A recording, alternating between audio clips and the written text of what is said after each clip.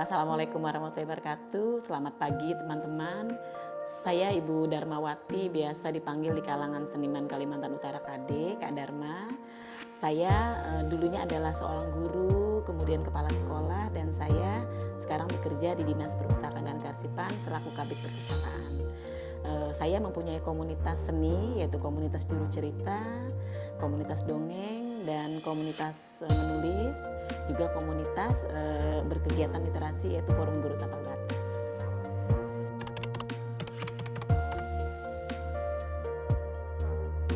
Selain jadi seniman, saya juga pegiat literasi. Di antaranya di rumah saya punya taman bacaan masyarakat yang bernama Rumah Baca Forum Guru Tapal Batas. Kemudian saya juga punya komunitas sedekah, yaitu komunitas Kemari, kegiatan menerima dan memberi. Kegiatan itu adalah mengumpulkan donasi untuk kejadian-kejadian terdampak kebakaran, pandemi dan sebagainya. Kemudian donasi itu kita salurkan lagi kepada masyarakat yang membutuhkan.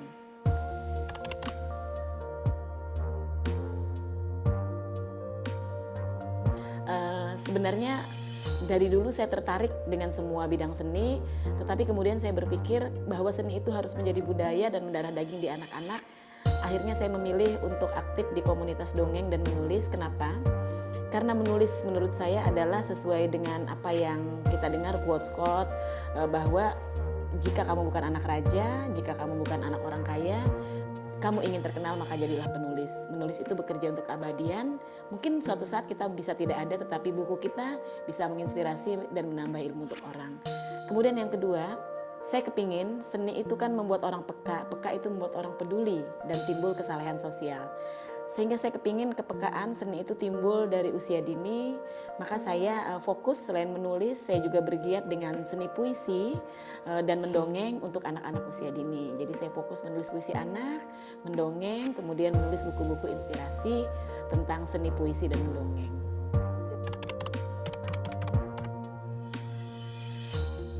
Sebenarnya kalau tertarik dari dunia seni dari kecil, dari SD saya ingat kelas 4 saya itu sudah senang dengan ikut-ikut lomba puisi, kemudian bermain drama, teater gitu. Jadi saya keinginan itu terus saya pupuk gitu.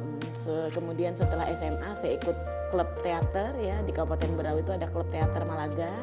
Setelah kuliah saya juga aktif di teater. Kemudian setelah bekerja saya fokus mengerucut, saya selain di teater, monolog, saya juga seni yang lain, seni peran yang lain. Saya juga mencoba seni tari dan mencoba beberapa seni yang khusus kepada anak-anak.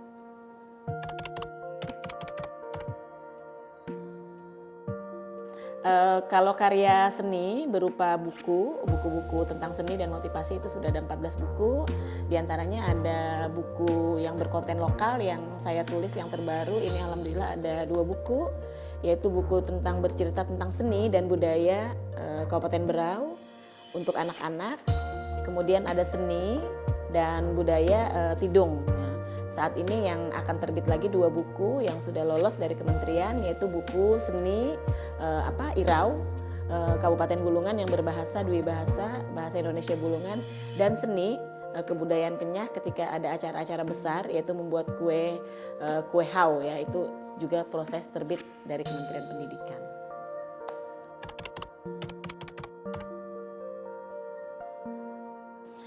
Menurut saya seni itu tidak hanya berupa pementasan panggung, teater, tapi seni itu harus merasuk dalam kehidupan kita sehari-hari. Karena apa? Karena jika orang terpapar dengan seni, orang suka dengan seni, dia menjadi peka. Kalau orang menjadi peka, orang akan peduli. Nah, itulah yang tidak ada dalam kehidupan kita saat ini, kurang, bukan tidak ada. Saat ini kepedulian sosial itu sangat kurang, itu karena orang sibuk dengan kehidupannya masing-masing.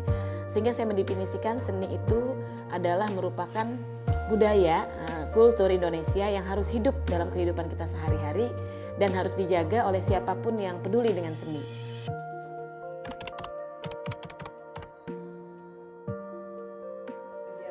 Ya, jadi sudah sering kita ini kan hidup di zaman di mana sinergi, kolaborasi itu hal yang wajib. Kita tidak bisa hidup kesenian tuh tidak bisa dibangun dan dinikmati sendiri. Jadi kami punya event, kalau di Kota Tarakan punya event rutin gitu ya, event tahunan itu malam perjamuan puisi. Nah, jadi pada malam perjamuan puisi itu yang mengadakan gantian. Kalau misalnya nih komunitas juru cerita, nanti kelas menulis guru Kalimantan Utara, nanti dari teater literasi jalanan, kemudian dari teater ladang dan sebagainya. Itu biasanya kita berhimpun semua komunitas, malam itu kita baca puisi outdoor. Nah, kemudian ada lagi yang namanya kemah. Nah, jadi kemah budaya itu kami juga mengadakan sudah 2 kali, itu kolaborasi beberapa seniman yang ada di Kota Tarakan. Kita kemah, di kemah itu malamnya kita ada pertunjukan teater, seni dan budaya, seperti itu.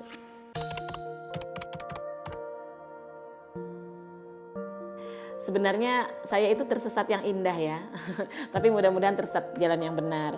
Saya pendidikan diploma 2-nya guru pendidikan agama Islam, tetapi saya suka seni, sehingga saya kuliah lagi S1-nya jurusan Bahasa dan Sastra Indonesia dan Daerah gitu ya.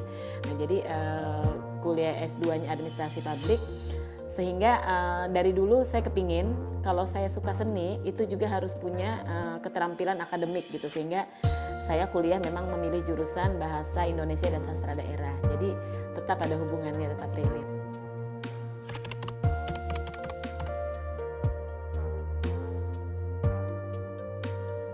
Jadi seni itu kan erat kaitannya dengan ekspresi. Kalau kita berkesenian, kita nikmati sendiri, itu menurut saya egois gitu. Jadi kita suka puisi, kita baca sendiri, di ruangan tertutup kita nikmati sendiri. Itu egois. Jadi seni yang saya geluti sekarang menurut saya itu juga harus dinikmati dan ekspresikan oleh orang banyak gitu, dengan orang banyak. Itulah tadi dengan strategi kolaborasi dan sinergi gitu. Sehingga kesenian itu harus mendapat ruang gitu, ruang publik. Ya, jadi kadang saya juga berkegiatan di Taman Oval. Kalau di Tarakan banyak taman ya, ada Taman Berlabuh, di Taman Berkampung. Sehingga seni itu kata orang tak kenal maka tak sayang. Jadi harus dinikmati masyarakat dengan kita harus sering-sering berkegiatan atau menampilkan seni itu di ruang-ruang publik dan ruang terbuka.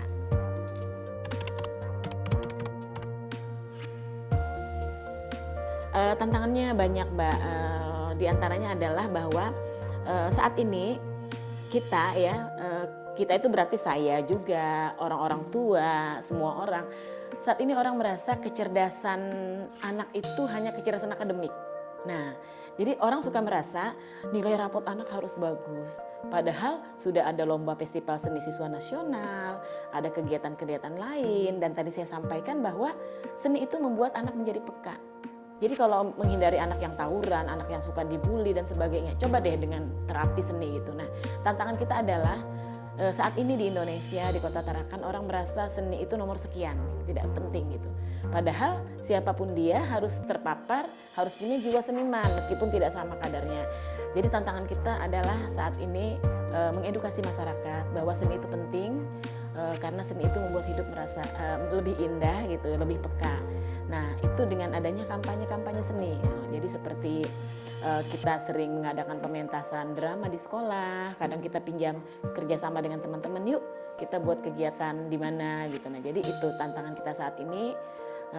Orang masih merasa seni itu belum merupakan hal yang penting, tetapi anak yang penting itu adalah akademik gitu. Yang kedua, masih ada tantangan di kita, stigma bahwa menjadi seniman itu tidak bisa menjadi modal hidup gitu. Nah, jadi orang masih merasa tidak mapan nih kalau jadi seniman hidupnya. Padahal kalau di luar sana seniman kadang-kadang gajinya melebihi ASN, melebihi orang yang bekerja jadi karyawan gitu. Nah, itu tantangan kita. Seperti itu sih.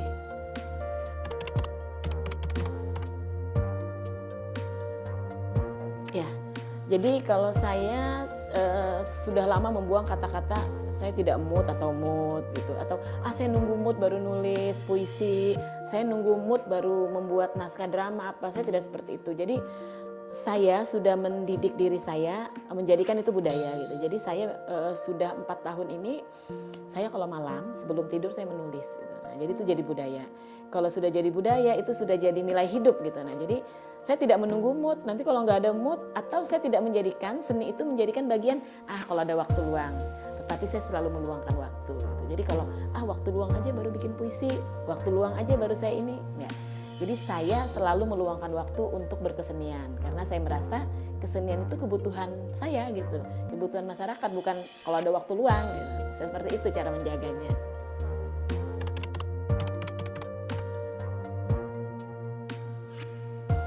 Ya, jadi karya yang paling berkesan buat saya buku ini. Buku ini judulnya Kembara di Sepanjang Sungai Kayan. Jadi saya itu waktu itu bertemu guru-guru yang di pedalaman, ada yang di Buluh Perindu, ada yang di Sekatak, ya, di pedalaman Bulungan. Saya bertemu dengan mereka, mereka bilang gini, aduh Kade saya tidak bisa menulis gitu, saya tidak suka seni. Jadi saya bilang itu mental block deh, kalau kita selalu bilang tidak bisa, kita tidak bisa benar. Masa sih tidak bisa, yuk kita bikin kelas puisi online. Nah, jadi saya melatih mereka, ternyata luar biasa. Mereka bisa menulis puisi anak, dengan kejadian-kejadian yang mereka alami. Misalnya ketika anak berburu buah elai, ketika anak bertemu dengan komunitas orang di pedalaman gitu. Mereka menulis puisi anak dengan bahasa anak tapi ditulis oleh guru-guru. Nah, ini yang paling berkesan karena buku ini dalam waktu sebulan terbit ber-SBN dan buku ini dibeli banyak orang. Dan ini saya dedikasikan, saya mentorin mereka, saya tidak dibayar karena saya kepingin guru-guru itu tahu kalau seni itu mereka bisa. Nah, buku ini kenapa berkesan? Karena guru-guru yang selama ini bilang saya tidak suka seni, saya tidak bisa menulis puisi, mereka bisa ternyata. Jadi saya ingin mengatakan bahwa seni itu ujung tombaknya salah satu adalah guru. Karena guru lekat dan dekat dengan anak-anak. Ini yang paling berkesan buat saya, buku antologi puisi guru-guru Tanjung Selor, Bulungan yang berjudul Kembara di Sepanjang Sungai Kayan.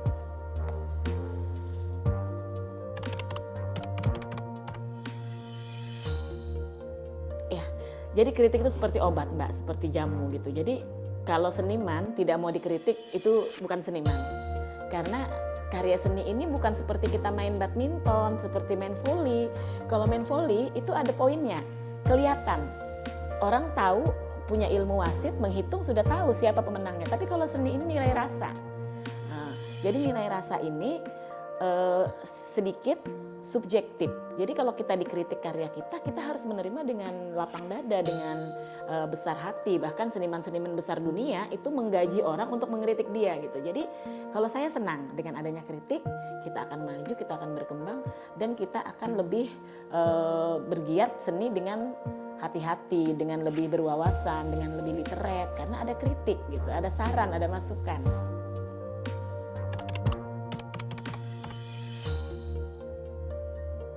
Itu tadi Mbak, jadi saya menjadikan seni itu bagian dari hidup saya. Jadi seni itu bukan merupakan mengisi waktu luang. Jadi karena saya ASN, untuk merawat seni itu saya punya komunitas. Jadi komunitas juru cerita itu bukan hanya parenting literasi usia dini yang mendongeng dan membacakan buku, tetapi komunitas juru cerita juga mengajarkan puisi anak, menulis buku anak, buku seni anak kepada orang tua dan orang dewasa yang peduli dengan seni. Jadi cara saya menjaga itu adalah saya berkomunitas, kemudian menjadikan seni itu bagian dari hidup saya. Saya setiap malam selalu menulis sebelum tidur. Kemudian saya ada kelas-kelas puisi. Saat ini saya ada 2 kelas. Yang pertama dengan Bank Indonesia, kelas menulis cerita anak. Yang kedua saya masih ada kelas puisi dan cerpen untuk guru di Kalimantan Utara. Jadi cara merawatnya saya dengan membuat merekayasa kegiatan seni dengan menciptakan kelas-kelas, menulis dengan tetap menulis puisi, dan tetap rutin setiap tahun punya target. Alhamdulillah tahun 2024 saya punya target 6 buku, 4 buku cerita, 2 buku puisi. Ini udah 2 terbit, tinggal 2 lagi. Buku puisi saya juga sedang dalam 1 terbit, 1 masih naskah saya tulis.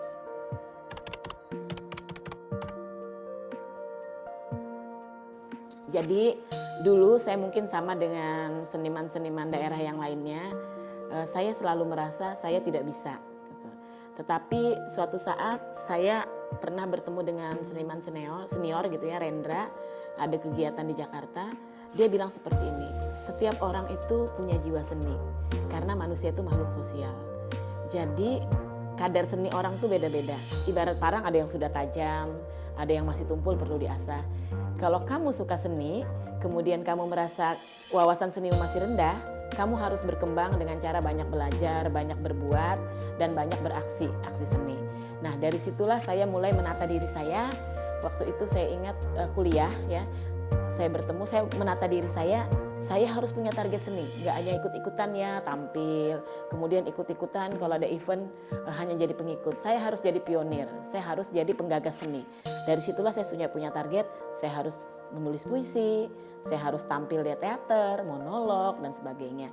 Nah, dari tahun 93 sampai sekarang alhamdulillah saya tidak pernah berhenti berkegiatan seni dan saya selalu menjadikan seni itu prioritas dalam aktivitas saya.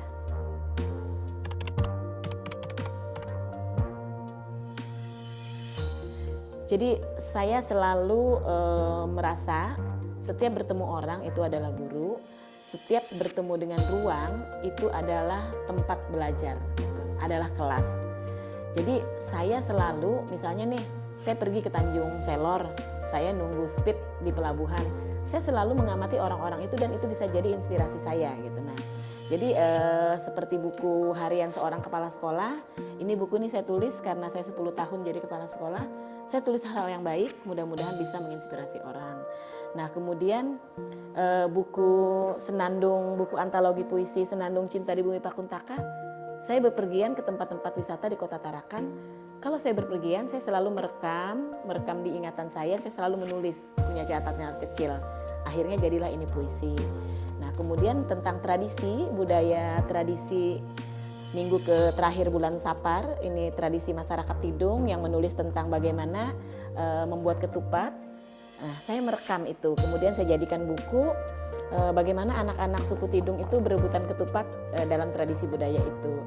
Dan saya selalu menantang diri saya harus ikut sayembara karena saya perlu validasi dari kementerian, sehingga kalau buku diterbitkan sendiri itu keren, tapi menurut saya buku yang diterbitkan hasil dari sayembara itu menguji nyali saya. Oh, ternyata kualitas seni saya sampai segini gitu. Nah, alhamdulillah tahun ini ada 4 buku yang lolos. Jadi seperti itu.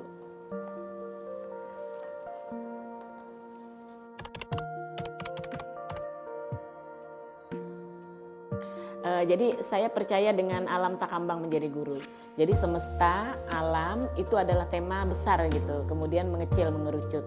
Jadi saat ini saya sedang suka dengan tema-tema tentang wisata, kemudian tema-tema tentang budaya. Jadi saya saat ini sedang mengeksplor tema wisata, budaya menjadi karya saya baik dalam bentuk puisi, naskah drama maupun dalam buku gitu. Jadi caranya saya adalah saya lihat alam ini besar, semesta, temanya banyak, kemudian mengerucut lagi, oh yang kurang diangkat orang adalah tema wisata, yang kurang lagi diangkat tema budaya. Nah, jadi saya mempromosikan itu lewat tulisan-tulisan saya.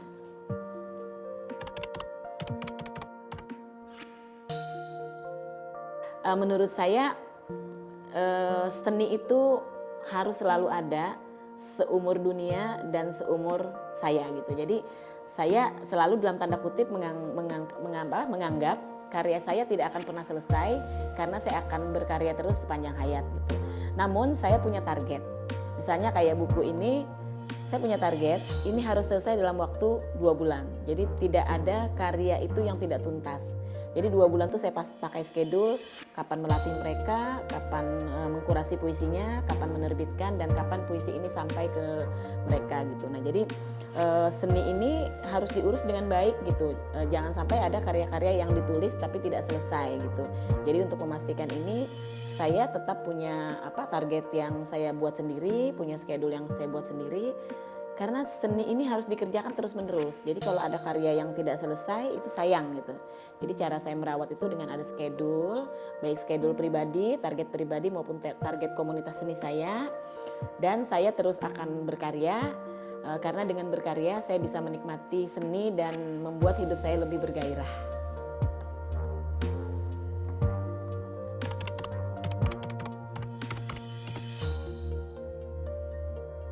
Saya punya rutinitas, jadi yang pertama adalah saya tadi sudah sampaikan, kalau malam sebelum tidur saya mewajibkan diri saya untuk menulis.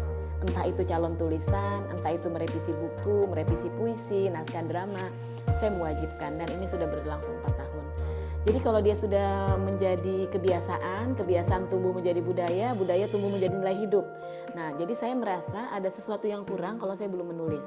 Biasanya kalau saya kecapean tidur, saya terbangun malam, saya menulis. Jadi saya tidak tersiksa, tapi saya senang gitu.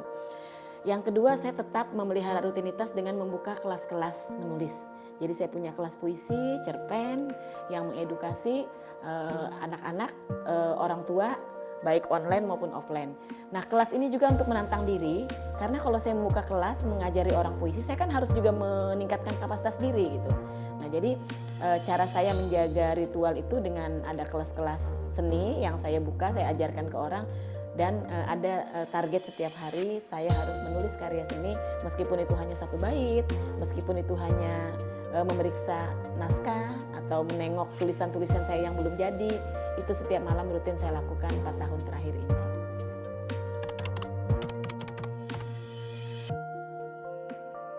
Tentu ada, Mbak. Jadi seniman itu saya ada kiblat. Yang pertama, saya suka dengan almarhum Rendra. Yang kedua ada seniman Kaltim, kalau di googling itu bisa. Itu Kak Hasan Aspahani, itu seniman dari Kutai, dari Samboja, sekarang beliau tinggal di Jakarta, di anggota Dewan Kesenian Jakarta. Itu menginspirasi saya. Karena dia menulis puisi itu unik dan kekinian gitu. Kemudian karya-karya puisinya itu mengeritik tetapi indah disampaikan. Nah, jadi saya suka mengikuti beliau, media sosialnya, buku-bukunya. Nah, kemudian kalau novel, saya itu terinspirasi dengan novel-novel, ada beberapa novel keren gitu yang dari novel ini saya jadi suka menulis puisi. Di antaranya novelnya Dea Lestari, ini Rapi Jali, ini berseri, saya suka gitu. Jadi ini kadang-kadang seperti kitab saya baca-baca karena ada diksi atau pilihan katanya itu yang puitis banget meskipun dia novel. Nah, itu biasanya menjadi makanan jiwa saya. Dengan banyak membaca, saya akan menulis puisi yang berkualitas. Jadi 3 seniman itu yang menginspirasi saya.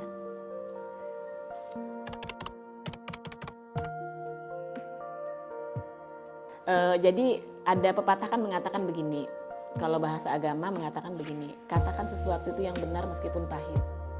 Nah, terus kalau bahasa seni ada mengatakan seperti ini, puisi memberi jalan, mengatakan yang pahit itu dengan cara yang manis.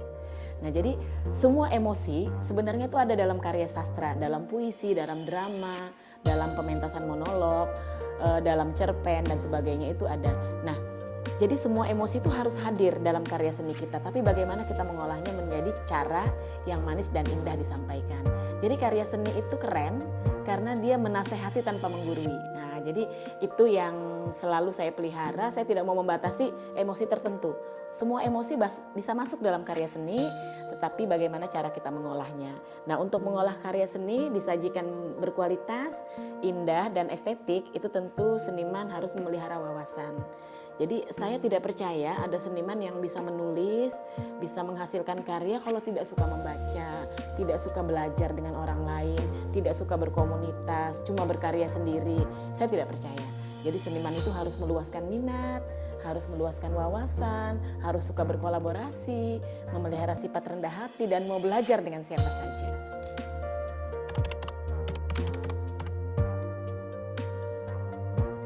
Jadi saya optimis karya seni itu di masa depan akan berkembang.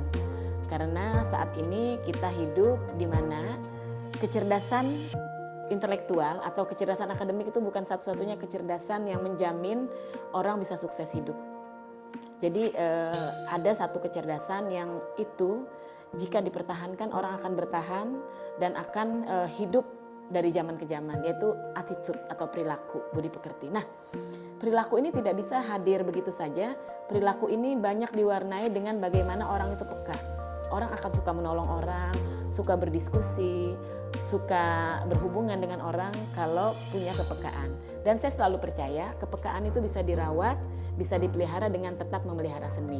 Nah, seni ini harus hadir di ruang-ruang publik, di rumah kita, di sekolah, di universitas, di kampus, dengan dibawa oleh seniman-seniman. Jadi saya yakin dan percaya seniman itu menjanjikan dan membuat hidup lebih indah, lebih berwarna, lebih bergairah.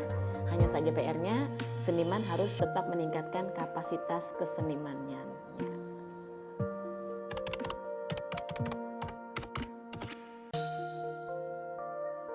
Jadi sebuah karya itu relatif, bisa setahun, bisa 2 tahun, bisa puluhan tahun baru selesai. Nah, untuk menjamin sebuah karya itu bisa selesai tepat waktu, kemudian bisa dinikmati oleh pencinta seni, bisa dinikmati oleh masyarakat luas, seniman tuh harus punya target. Kalau saya punya target adalah sebuah karya itu paling lama itu 3 bulan harus sudah dieksekusi dan bisa dinikmati oleh pencipta seni. Kenapa? Karena seni ini dinamis, seni ini berkembang. Kalau karya kita lama, kita buat, tidak kita sajikan, nanti dia akan berganti lagi. Berganti tema, berganti isu, berganti opini. Nah kan sayang gitu. Jadi kalau saya, karya itu paling lama itu 3 bulan harus dipublikasikan. Harus dicarikan ruang dan waktu untuk dinikmati masyarakat dan pecinta seni.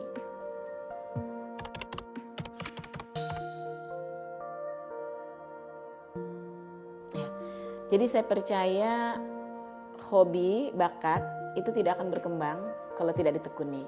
Jadi saya percaya satu quote, kamu nggak apa-apa nggak pintar, tidak berbakat, tapi kamu harus tekun.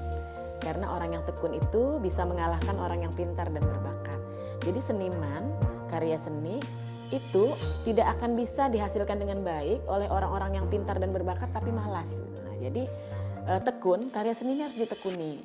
Jadi saya selalu berpikir meskipun saya tidak dapat gaji dari karya seni, saya tidak dapat penghasilan, saya harus tekuni. Karena yang namanya kegiatan seni ini jika tidak ditekuni dengan baik maka hasilnya juga tidak akan baik. Jadi seperti itu. Kalau saya punya prinsip dalam menekuni seni ini.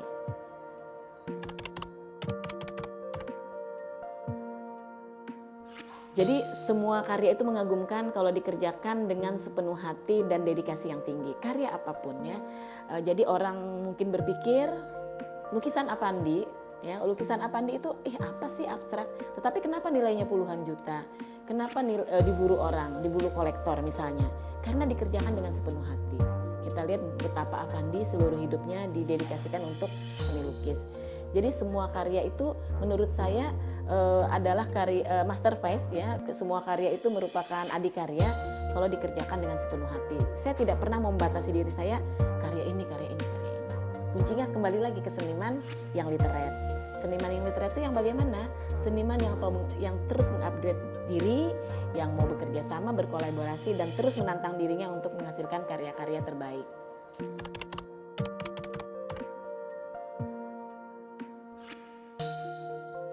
Jadi dari tahun 1996 saya sudah mulai mengikuti sayembara-sayembara di nasional ya. Banyak sekali saya lupa, itu memang komitmen saya untuk menantang diri saya. Jangan-jangan saya ini cuma jagoan kandang gitu. Jadi kalau saya harus menantang. Jadi di tahun 1996 buku saya diterbitkan bersama dengan 40 pegiat literasi se-Indonesia, diterbitkan kementerian itu lewat seleksi. Saya menulis kisah dari tapal batas negeri. Saya menceritakan tentang bagaimana pegiat-pegiat literasi di Kalimantan Utara itu menggiatkan literasi dan seni di Kalimantan Utara. Nah, kemudian pada tahun 2019 buku saya terbit lagi, lolos itu di Kementerian Pendidikan lewat Kantor Bahasa, Antologi Cerita Rakyat Kalimantan Timur dan Utara. Dan tahun 2023 ada lagi 2 buku saya yang lolos di Kementerian Pendidikan lewat Kantor Bahasa, yaitu buku cerita anak yang berkonten lokal, Dwi Bahasa, yaitu bahasa Berau Indonesia, bahasa Tidung Indonesia. Dan tahun 2024 ini ada 2 buku lagi yang lolos di kementerian, ikut sayembara menulis, yaitu buku anak berkonten lokal, Kota Tarakan, yaitu Tidung Indonesia, Membiuku Pempulu, dan Kenyah Indonesia untuk Tanjung Selor, yaitu cerita kue warna-warni atau kue hao. Seperti itu.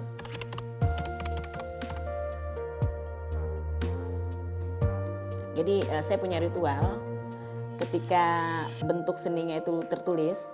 Biasanya saya kalau buku saya ini sebelum terbit saya bikin dummy atau contoh buku, saya sebarkan ke beberapa seniman baik yang ada di Kalimantan Utara maupun di luar.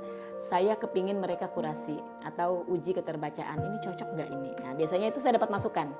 Oh ini, kurang ini, konten lokalnya kurang diekspor, budayanya kurang mengena. Nah, biasanya seperti itu. Saya minta kurasi dan validasi dulu dari seniman atau tokoh-tokoh, setelah itu baru saya revisi. Kalau karya seni itu bentuknya pementasan, seperti kata saya tadi, kita ada kegiatan malam perjamuan puisi di Kota Tarakan. Nah, biasanya itu kita mengundang tokoh-tokoh, masyarakat, pencinta seni. Nah, biasanya di situ kita ada evaluasi. Kurangnya di mana? Nah, biasanya kayak tahun lalu ada tampilan, Bu, supaya masyarakat, supaya tokoh-tokoh, pejabat Kota Tarakan itu suka dengan seni, coba mereka ditantang, disuruh baca puisi. Nah, biasanya caranya seperti itu.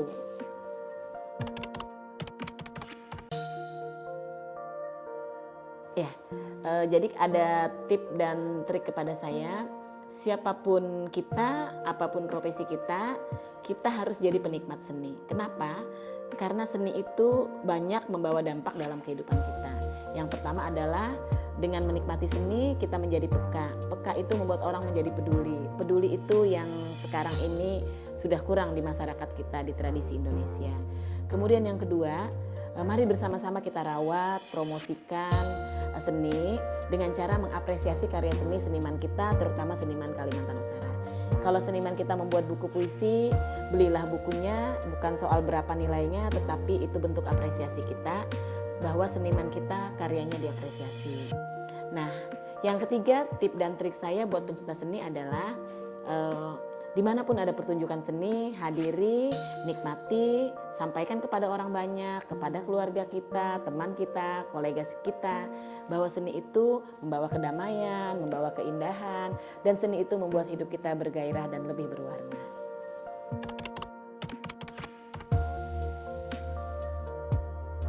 Saya punya mimpi yang belum kesampaian. Sekarang saya sudah punya komunitas dongeng dan puisi anak, komunitas juru cerita. Saya punya mimpi 2 tahun ke depan, mungkin akhir tahun ini saya kepingin punya teater anak. Nah, jadi kalau orang tua nih sudah berteater, sudah banyak komunitas, saya kepingin seni ini dari usia dini, sehingga betul-betul menjadi budaya, menjadi kebiasaan yang baik buat anak-anak kita. Saya yang belum kesampaian, saya kepingin membuat teater anak. Jadi di situ yang dilatih anak-anak, mereka melakukan penampilan, mereka pementasan, dinikmati oleh anak-anak. Nah, mudah-mudahan 2 tahun ke depan teater anak ini bisa saya capai, bisa saya wujudkan sehingga anak-anak di Kalimantan Utara juga tidak menunggu dewasa, tidak menunggu besar, baru bisa menjadi anggota teater.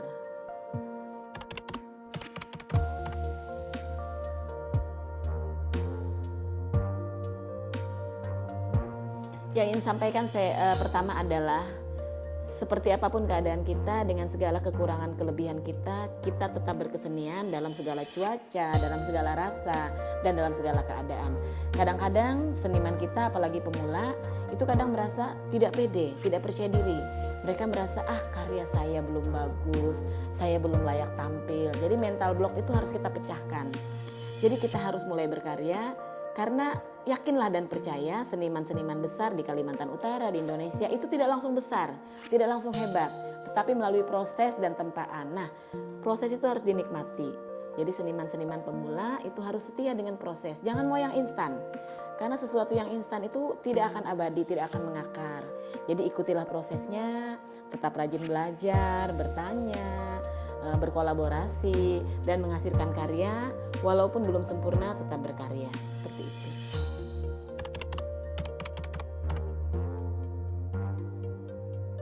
Jadi cara saya mempertahankan adalah karena karya seni ini kalau kita tidak punya cara, tidak punya strategi untuk mempertahankannya, dia akan dilarikan zaman. Nah, itu yang kita tidak mau. Jadi cara saya mempertahankan adalah dengan tetap melakukan kampanye-kampanye seni. Kampanye seni yang saya lakukan adalah yang pertama tetap membuka kelas-kelas puisi baik online maupun offline. Yang kedua saya tetap membuka ruang diskusi, ruang berbagi dengan komunitas-komunitas seni yang ada di Kalimantan Utara maupun yang ada di Kota Tarakan. Kita sudah punya grup-grup puisi, kemudian juga kadang kita diskusi, ngumpul di suatu tempat, diskusi, kemudian ada karya apa kita beri masukan. Kemudian yang terakhir adalah semua karya itu harus menghasilkan produk gitu. Jadi kalau dia karyanya tertulis harus jadi produk buku. Kalau dia karyanya pementasan, yuk kita pentaskan gitu. Jadi jangan hanya ide itu lahir dan berkelahi di kepala kita, tetapi harus diwujudkan dalam bentuk aksi. Karena seni tanpa aksi, hanya narasi, itu lama-lama akan basi.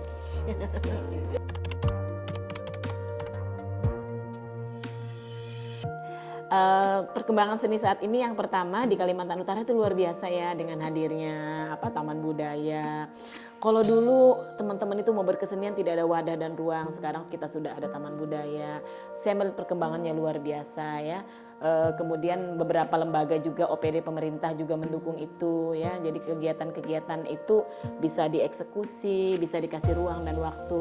Saya melihat perkembangannya luar biasa.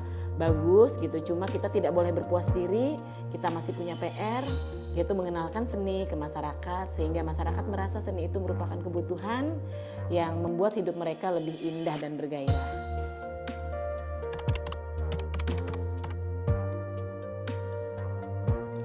Harapan saya itu ada 3. Yang pertama, Kalimantan Utara ini luas gitu ya. Kalimantan Utara ini luas, terbagi ada daerah pesisir, pedalaman, pedesaan, dan perkotaan. Kalimantan Utara ini dihubungkan, saya tidak mau bilang dipisahkan, dihubungkan oleh sungai dan laut. Tantangan kita besar, dan ini tantangan yang merupakan peluang juga. Jadi harapan saya ke depannya adalah di Kalimantan Utara, di daerah-daerah pedalaman, perbatasan, perkotaan, dan pesisir, itu dijaga dengan seni. Jadi kita tidak bisa lagi mengharapkan Kalimantan Utara ini besar, terdepan ya, kemudian jaya. Kalau tidak kita mulai sekarang menjaga Kalimantan Utara dengan seni. Contohnya seperti apa? Contohnya seperti ini. Jadi Kalimantan Utara ini banyak senian yang luar biasa ya. Kalau saya lihat suku Dayak aja bayangkan berapa seni lukis, seni tari, seni anyam. Nah kemudian kita lihat suku Tidung. Kita lihat suku Bulungan ya, kita lihat suku-suku yang lain. Jadi potensi itu harus dijaga gitu. Dengan apa? Dengan berkesenian, memberi ruang kepada anak-anak muda ya, memberi ruang kepada pemula, memberi ruang kepada para seniman Kalimantan Utara untuk berkarya. Dan ini tidak bisa kita kerjakan bersama. Jadi Kalimantan Utara ini luas, saya sampaikan tadi. Tidak bisa dikerjakan bersama. Jadi seni ini adalah kerja bareng, kerja sama-sama, dan kerja kolaborasi. Jadi kolaborasi yang cantik ini harus tetap dibangun gitu. Jadi harus dibangun oleh pemerintah, oleh pencipta seni, oleh seniman, oleh sekolah, oleh masyarakat, oleh tokoh. Nah kerja-kerja ini kita bangun bersama-sama dengan strategi kolaborasi. Jadi dengan berkolaborasi kita bisa mengerjakan ini bersama-sama. Terlalu luas Kalimantan Utara kalau dikerjakan sendiri. Jadi Tarakan jangan kerja sendiri, Bulungan jangan sendiri, Malinau jangan sendiri, Nunukan jangan sendiri, KTT jangan sendiri. Yuk kerja bareng gitu, kita rekatkan sama-sama. Saya punya mimpi, mungkin ada kongres seni di Kalimantan Utara, itu keren banget. Karena kalau saya ke pedalaman ketemu dengan seniman ukir yang luar biasa, ketemu dengan ibu-ibu yang anyamannya luar biasa, itu merupakan potensi dan harta karun yang belum tergali di Kalimantan Utara.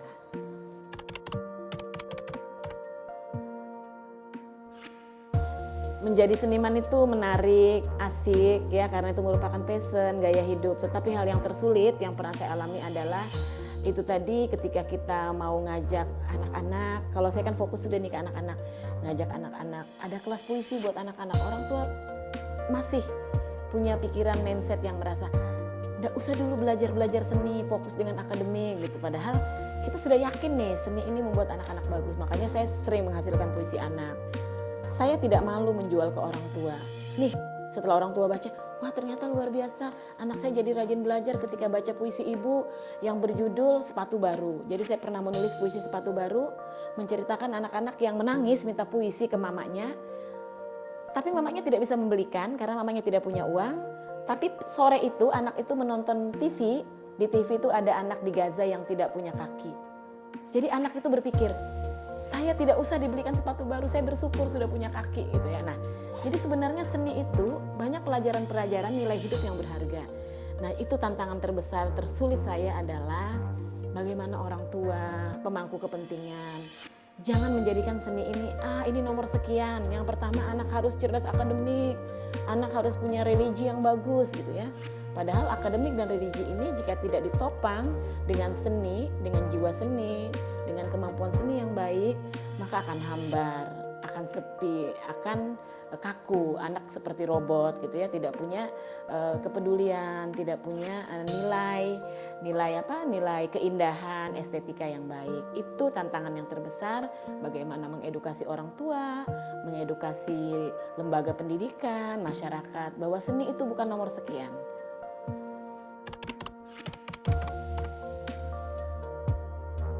Wow, menjadi seniman tuh untungnya banyak sekali.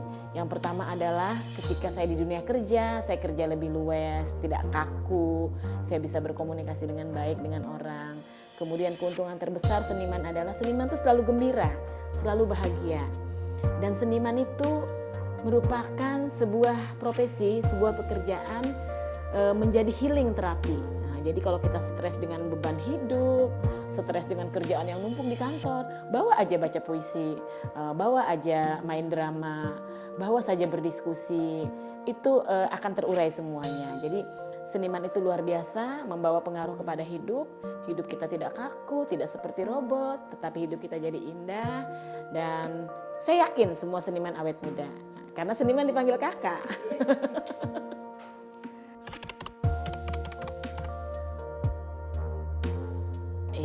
Saya tidak akan pensiun, saya sudah katakan saya akan berkarya, saya akan ada di dunia seni dan sastra seumur dunia dan seumur saya. Dan saya selalu berpikir kalau saya sudah tidak ada di dunia ini, saya tetap bisa berkarya lewat buku-buku dan tulisan saya yang menginspirasi, mudah-mudahan dan membuat orang suka dengan seni.